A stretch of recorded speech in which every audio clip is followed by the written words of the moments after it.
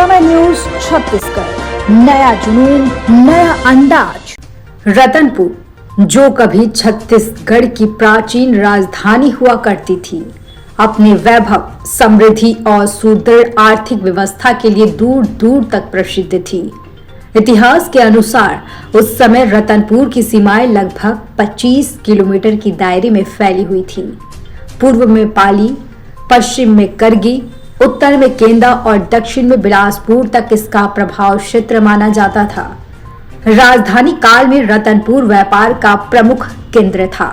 यहाँ नियमित रूप से 52 हटरी और 53 बाजार लगते थे, जो उस दौर की विकसित व्यापारिक प्रणाली का प्रमाण है। इन बाजारों में आसपास के गांव और दूरस्थ क्षेत्रों से व्यापारी अपनी वस्तुएं एवं कृषि उपज लेकर आते थे, जिससे रतनपुर की अर्थव्यवस्था सशक्त और गतिशील बनी रहती थी। मैं बलराम प्रसाद पांडे, रतनपुर इतिहास लेखक।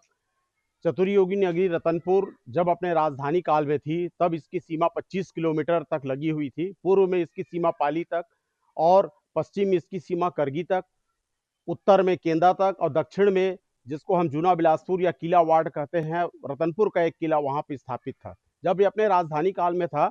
और इसकी सीमाएं जब 25 किलोमीटर के अंदर लगती थी, तब यहाँ पे 52 हटरी और 53 बाजार थे। इनमें से एक बहुत बहुत बड़ी हटरी जो थी, सबसे बड़ी हटरी जिसको मैं कहूँगा, वो बाबू हाट की हटरी थी। और यह एक ऐसी हटरी थी जहाँ पे पैसा बिकता था। कहने में बड़ा आश्चर्य लगता है, लेकिन चूंकि लोगों को रोजमर्रा की सामान खरीदने के लिए सोने चांदी के सिक्के को चलन में नहीं ला सकते थे, इस कारण वो उस समय जो तांबे का छोटा सिक्का चलता था, जिसमें बीच में छेद रहता था, उस सिक्के का बाजार यहाँ पे लगता था। और वो बाजार में इन सिक्कों से लोग अपनी रोजमर्रा की सामान को खरीदते थे। यहाँ पे बहुत बड़ा इमली का पेड़ था। और वर्तमान में जो हम मार्ग देख रहे हैं, वो मुख्य मार्ग नहीं था। मुख्य मार्ग जो है, ये बाबू हाट से होते हुए कटघोरा कोरबा के लिए मार्ग जाता था। बहुत बड़े बड़े इमली के पेड़ यहाँ पे थे। और यहाँ पे बहुत से गुप्ता और सोनी परिवार यहाँ पे रहते थे, जो इस व्यापार कार्य में लगे हुए थे। हालांकि अब इनकी संख्या यहाँ पे बहुत कम हो चुकी है।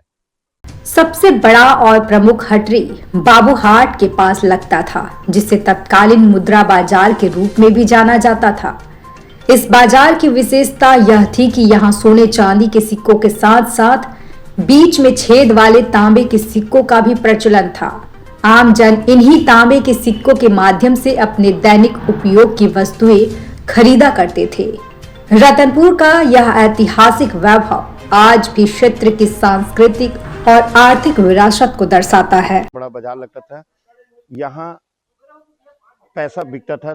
जिस तांबे का छेदा वाला पैसा था, बीच में छेद हुआ करता था, वो पैसे यहाँ बिकता था। उस पैसे को लेके व्यापारी लोग, छोटे छोटे व्यापारी लोग अपना सामान, जरूरत का सामान खरीदते थे, घर का सामान खरीदते थे, घरेलू सामान खरीदते थे।